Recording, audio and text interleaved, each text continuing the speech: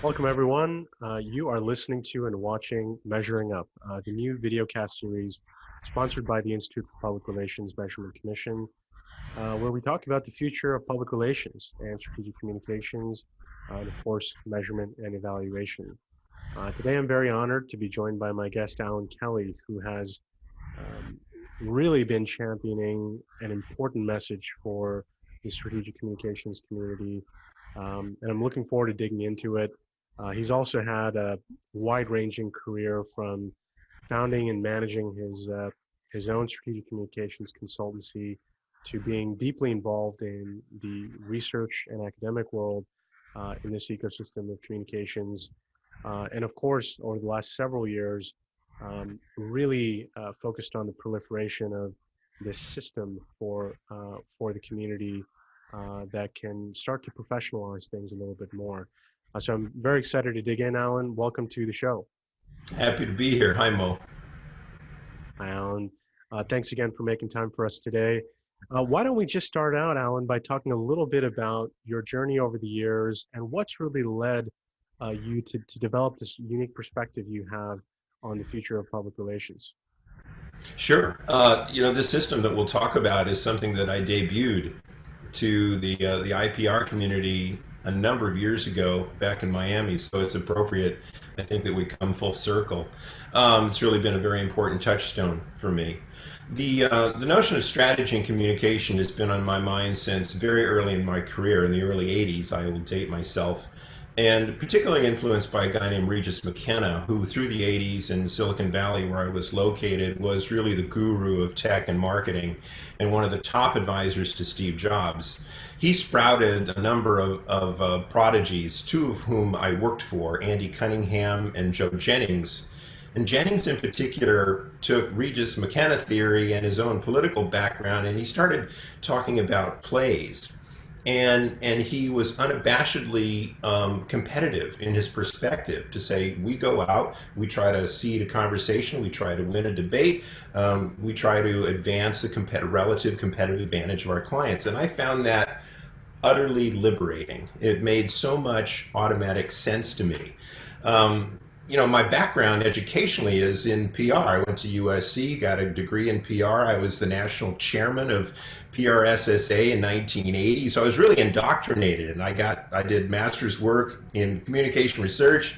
I was sort of being taught that PR is a form of information, of mutual, symmetric, fair and two-way communication. It was there to serve a mutual purpose, but it never quite made sense to me. So when I met Jennings, it just went pow. And when it really went pow was literally a day, September 4th, 1995, the 25th anniversary approaches, when the CEO of my big client, Oracle Corporation, my firm's client, said in front of Bill Gates, at a technology conference, he said the PC is a ridiculous device. And he just spat it. Well, the press went wild about that. It was Larry Ellison being a jerk again. And there's a long backstory to that, and you can read my book about it. But the real point is that I thought at that time, he's doing something. He's doing a thing. Now, what is that thing? And people say, well, he's poking a finger in his chest, or he's spitting his eye, he's whatever. And we all sort of knew, but we didn't know exactly. And that was it. Then I thought, oh my God, is it possible that we could name that thing, that we could define it, we could draw it, we could understand its characteristics? And if there's one, could there be two? And if there's three, oh my God, we could have a periodic table of PR. Or maybe it's more than that. Because I thought, and that is sort of been what it was sort of generally frustrating me, is why aren't we practicing communications as a competitive function? We know it really is. And why aren't we akin and as honest and as clear and as transparent about what we do as a biologist is with a phylogenetic tree, or as a graphic artist is with a Pantone system? We had then, we didn't have those things. So that is hopefully a short story about my journey in communications and strategy, and how I come to see things as I do. Sure. Alan, to follow up on that, one of the unique aspects of your career, there are many, I think, but one of them is the sort of dual presence you've had in the practitioner community, you know, running and scaling your own strategic communications firm, but also the academic community. Um, so one of the questions that I have, Alan, is what you've learned about the similarities and differences between these two communities in terms of how they view communications and public relations. Well, there's an overlap. I mean, a large part of the practicing community tends to overlap with education and academics, and that overlap, and then the academic group, they tend all to believe the notions that that this is about relationships, that this is about reputation, that this is about trust. They certainly agree with my good friend Jim Grunig, really kind of the godfather of common theory in a way, that the work that they do should be two-way and symmetric, meaning, in other words, fair and nice and balanced and considerate, like a conversation we're having is two-way and symmetric. Um, that is the dominant paradigm that really speaks to and supports this ethic in public relations, that we're here to serve this mutual purpose. We're here to literally do public relations. And so that is sort of what one large constituency says and talks about. Now, the practical side of it, the side that is really kind of outside their sphere, which is a very, very large constituency, um, has no tethering to that. Their job is to go out and what I'll impolitely call newsjack, or commit what I'll impolitely call spinformation. And that is to figure out, if you're representing Cheetos, if you're representing stovetop stuffing, how to inveigle those two brands into something which is currently in the news stream. When you think about it, you've got it has to be thousands, tens of thousands of pitches going out to the free press and media in the fourth estate saying, hey, talk to me, listen to me, this is news, and it's not news. And in fact, it is absolutely fake news. It's false news. It's fabricated news. And so that's not two-way symmetric. That has nothing to do with reputation management or trust or any of those things. And so really one is fighting against the other. There's this massive gulf, I think, between sort of what's going on in the ivied halls and what's going on in the back streets of PR. Indeed, and that kind of tug and war, if you will, is a key consideration when we think about this paradigm shift that you've been trying to facilitate about systemization in communications and public relations.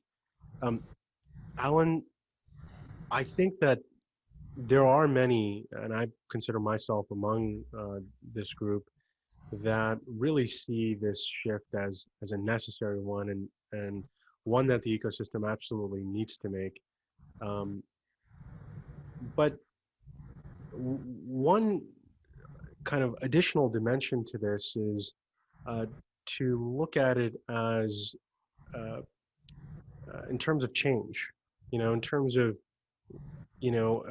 maybe going from a place of subjectivity to a place of objectivity. That's, I think, a lot of how I personally perceive this paradigm shift that you've been working on facilitating, along this whole time.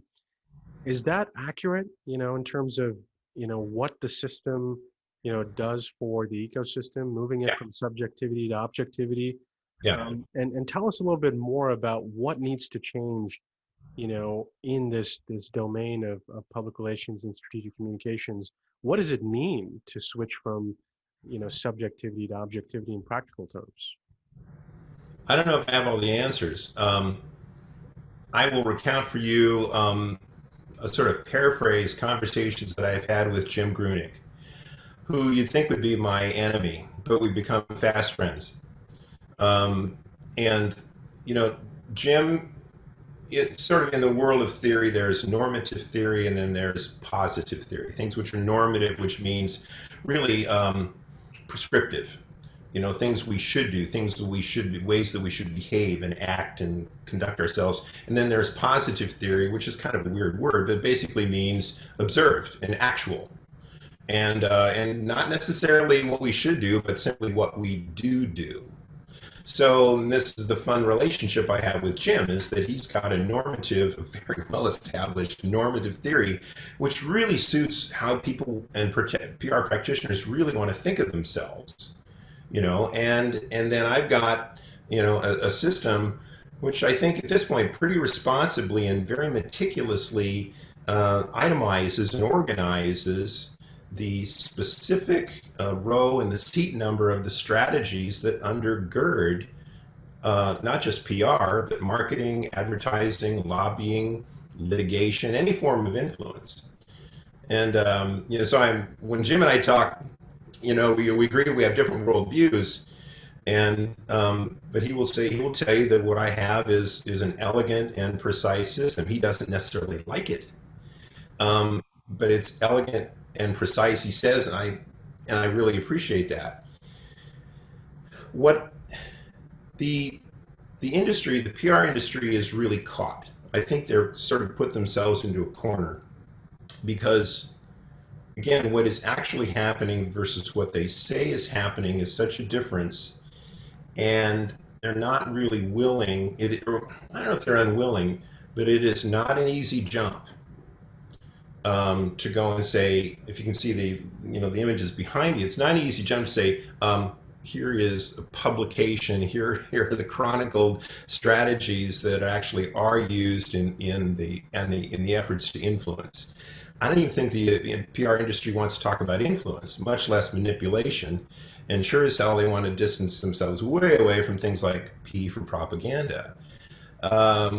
You know, they want to talk about being information brokers. They want to talk about, you know, principles like the page principles, like telling the truth. I have a lot to say about that, but that's another day maybe. But you know, they want to be able to characterize or beautify a function that is sure as hell necessary, but I'm not sure it's necessarily beautiful. So I think it is a really awkward and grinding transition. But if we will go there, if we will ultimately acknowledge whether you agree with my system or find someone else's, if we really will agree on what the actuals are, the business, then I think we'll find new footing. I think we can be finally more honest with ourselves. I think the credibility, which is very, very low for PR, will go up because people start to understand what they really are. They'll say, oh, okay, you're in the influence business. Oh, okay, fine. You know, I think that's where we have to go, but it's not an easy transition. There's thousands and thousands of jobs out there and practices and policies that support, a function which is not really what it says it is. Not yet. A foundational component of your message, Alan, is the influence system that you've referenced a few times already. And my understanding is that the influence system has three distinct components. There's a taxonomy, there is an illustration of the cycles of influence, and then there's the individual components or factors of influence. So let's actually, I'll bring this up on the screen here, and if it's okay with you, let's just walk through how these different components work together. Sure. Feel like I'm at the optometrist, don't you? Exactly. Well, this is really the centerpiece of what is called the PlayMaker influence system. It's called the taxonomy of influence strategies. Sometimes, or actually very often, I call them colloquially plays, which goes back to my friend Joe Jennings, the Regis McKenna disciple. At any rate, it's my view that if you are in the act of or in an environment of influence, three things are always happening around you, and I don't think if it's not influence, I don't think it's not these three things. So I think that if you see the left third says condition. Well, those are strategies which essentially, I'm going to cheat the graphic here, which essentially probe and frame, which sort of nudge and explore a little bit, and then essentially shape a matter. They're very low engagement. You can see that at the bottom arrow going to the right talks about engagement. And so it's a low, so to condition is essentially a subtle form of influence. It might be the beginning of a sales cycle. It might be, the broaching of a subject in negotiation or in a potential argument. It might be, the setting of a scene in a script or in a PR plan. The middle third is called control, where these are strategies which divert, make things go away, go to the side, or which freeze, which may attempt to make things stop or slow up. So you can see that as we go from condition to control, it starts to get more and more activist. You begin to sort of shed the transparency of your motive. If you're starting to run, that's my lexicon. You're starting to run plays that divert and which freeze. You're starting to control a matter. It's no longer two-way and symmetric like over on the left with conditioning. Right. And the right third is where you confront. These are strategies that press, sort of push their way into a market, or that provoke, which are sometimes even not too nice. And clearly they're very high engagement. The call out, the peacock, to bait somebody. These are definitely provocative.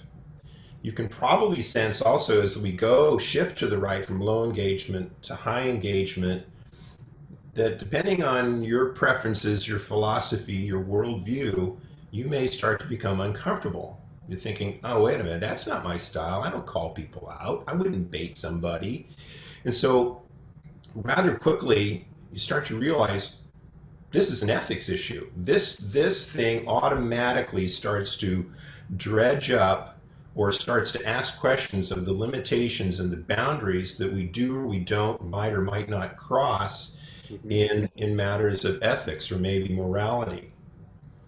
And I find that a reaction to this is often like, well, put that down, son. Put down that gun, because that's dangerous. Well, yes, of course it is.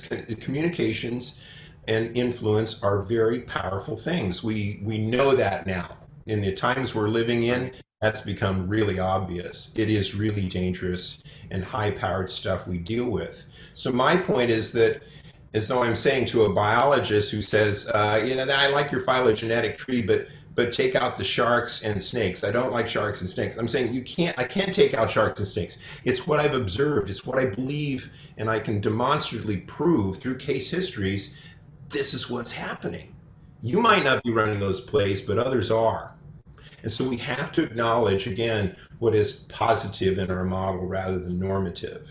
And that is one of the reasons that, especially within the PR community, a table like this, comes with some controversy, because it really asks questions, tough questions, about what the profession or the practice really is and really does.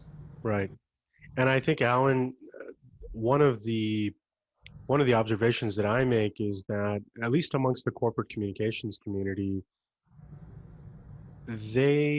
they really only, in an idealistic sort of sense, they see their role as only in the condition category, and within condition, they see it only as the frame category. Um, and so when you start talking about the components under control and confront, etc., there's almost like this rejection that, oh no, we're not doing that. All we're really doing is the items listed under condition and frame. We're labeling things, we're informing the public, we're invoking, we're filtering, etc. And I'd like to contrast that with, for example, the way in which the communicators in the public policy and world of politics think about their role, so to speak. I've found that there's a stark difference between how the corporate communications world thinks about uh, what it means to be in communications versus how your sort of typical political strategist or campaign manager or even public opinion polling oriented research organization working in the political ecosystem, how they think about Yeah. the different strategies. I mean, there's almost like a acknowledgement that, yeah, I mean, part of what we do is condition, but we also do control and we do confront. Depends upon the situation. There's this kind of acknowledgement that these are different plays in our playbook. It just depends upon what we're trying to do and what the circumstances are. So I too never really understood uh, this kind of shyness or maybe embarrassment from the corporate communications community about the existence of these other strategies in addition to the conditioning side of things. So that's just my observation. Let's also talk a little bit about the cycles, Alan. So how do these different strategies work together? And is there a certain order of operations, et cetera? Uh, yeah, the cycles of influence is the second or one of the three, systems of the PlayMaker influence system, and I thought it was important to articulate essentially a process that, again, to use my lexicon, by which plays are evaluated or planned or simulated and executed. Um, there's a lot of models out there, and I want to give a shout out to my good friend Don Stacks, who has really helped comb over this and keep me in line. But I think another thing which kind of has to be expressed and recognized, especially in PR, is that it's actually an entirely iterative and circular process. It's not we'll do A, then B, then C. It is by no means linear. And it's really not very well planned because stuff happens. It has to be iterative, it has to be highly reactive, and frankly, to be effective, it has to be very improvisational. By the way, if you want to be improvisational, then you better understand what plays you're going to run. So these cycles, one is a subset of the other. Maybe you can see that, how the blue and the red fits into the green, the blue, gray, and the blue. But what I'm really trying to say is that in any environment, you being in the middle, maybe being a focal actor, always have to deal, not just with a partner and a customer, but with a competitor and maybe an editor. You have there at least four different basic types of interest that are always running plays on you or that you're receiving plays. And so you are in this constant margarita mixer of strategies going around and around and around. So that's primarily what these models are intended to show, is that this is iterative, it's circular, and it's multiplayer. Very interesting, Alan. And then finally, how do um, what's the theory around the adjustment of or the factors that that add context to the taxonomy and the cycles as we start to think about how practitioners can turn this into a kind of an actionable playbook? How do Yeah. these factors of influence play into that? Well, when I had this idea in mind that there could be a derivable, observable periodic table, of moves and counter moves as strategies, I had to figure out what that criteria would be. And there is a criteria that's published. You can go to my website at PlayMaker Systems and look at it and judge it for yourself. But kind of the unsung hero, the thing which allowed me to figure out what the 23 plays are, were actually this system. And these are essentially variables that a practitioner can adjust, and maybe variables which get adjusted on them. You don't control good luck or bad luck, for instance, but you might control humor, you might control balance, you might control attribution. Either way, this is really essentially a tip sheet for the factors which can adjust and create the context within which plays are being run. Mhm. So this is sort of like another analogy I make is kind of like panning for gold. You know, you got this pan of sand and dirt, and you swish it around, and the more I swish, the more I saw these things fall out of the pan. I go, okay, that one's out, that one's out, that one's out, and finally I'm left with the nuggets, Mhm. which are the plays themselves. So that's a little bit about. This is probably the least used, but to me the most unsung and important of the three systems. Very interesting, Alan. Thanks for giving us kind of an overview of how the taxonomy, the cycles, and the factors can be operationalized together to think about, what's happening and what needs to be done from a communications and PR standpoint. Um, it's shocking to me that more playbooks like this, if you will, more systems like this, if you will, don't exist in this profession. Uh, I for one have I've sort of felt like I've been going against the grain, even as someone who's relatively new to the ecosystem. I mean, I've not been in the communications world for more than 10 years. And so it's a nascent journey, the one I've had in this space. But when I compare it to my other experiences dealing with the finance function or dealing with, R&D and product development, et cetera, or even something like HR, it always just shocked me that there's a system of record, there's a playbook, there's a method um, of determining what the right move or what the right thing to do was in any given scenario. But but I rarely came across an equivalent in the public relations community. So when we talk about when this ecosystem loves to talk about ROI and measurement and judging the efficacy of different initiatives, a system like this can actually now contextualize that further, right? Yeah. So, you know, when you're trying to condition, chances are you have to measure and evaluate condition-oriented plays, differently than other kinds of plays, et cetera. Right. And so I just think there's so much room for advancement in public relations and communications.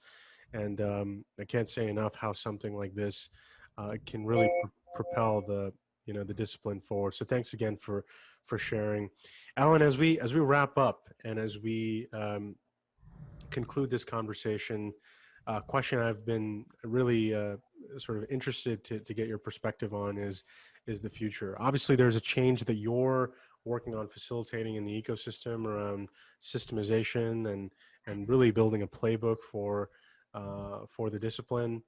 But maybe you could provide a broader perspective about what you are most excited about as it pertains to the future of measurement and evaluation in PR.